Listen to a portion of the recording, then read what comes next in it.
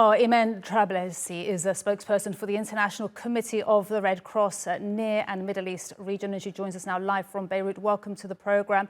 So, of course, it's the 11th day of the Gaza-Israel conflict. No aid, as we've been hearing, has been allowed. The crossings there are still closed. What are your teams telling you about the humanitarian situation, and where are your teams?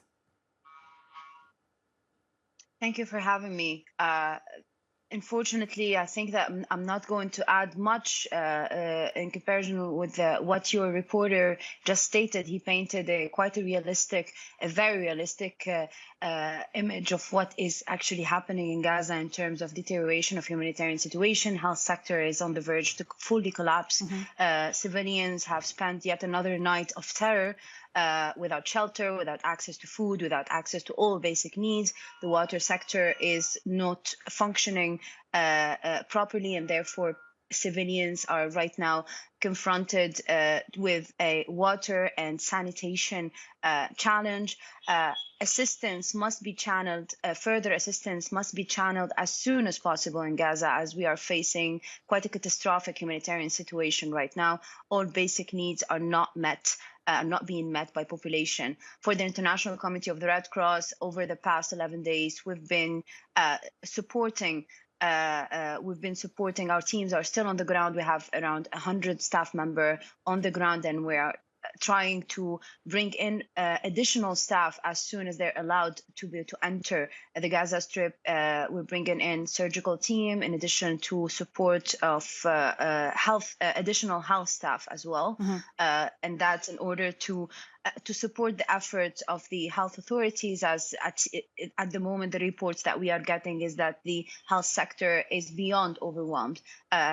Staff are working 24/7 with very limited resources, with permanent increase of people injured or people who require urgent medical needs. The morgues are full. There is a shortage in terms of essential supplies, including body bags.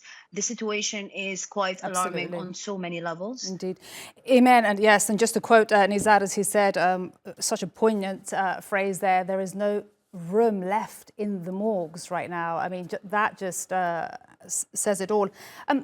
Tell me, the UN aid chief, Martin Griffiths, is visiting the region today. What do you expect from that visit? Do you think that could ultimately create an opening in the Rafah-Israel border?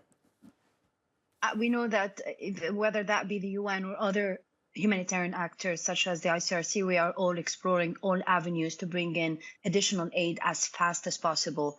We can only be hopeful at this stage. I guess that we are only left with that option, as the teams are ready, the convoys are ready, and we are continuing our discussions and our dialogue with the parties involved in the conflict in order to channel further assistance.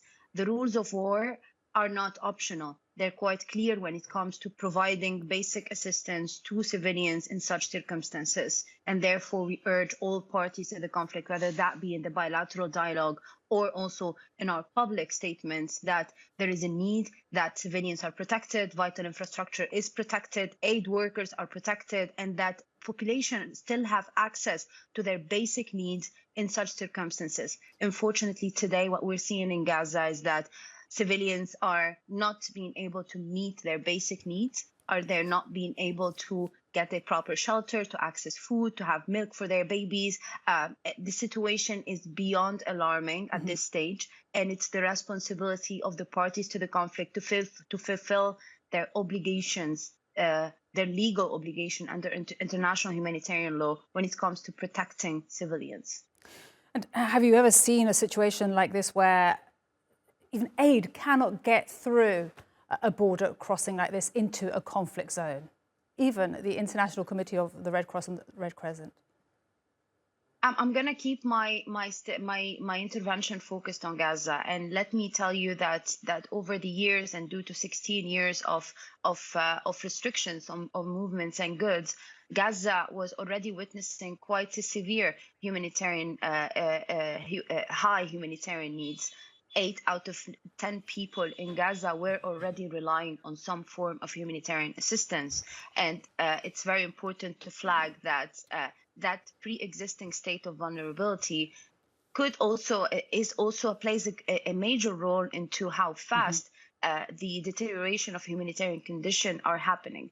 Unfortunately, the level of violence that we are seeing right now, the number of mass casualties of people injured among civilians, of the damage caused to vital infrastructure is something we have not seen in years, even during previous rounds of escalation. Today, it's very important to keep the interest of the civilian, the protection of civilian on the top of all agendas. And this is the responsibility of parties to the conflict.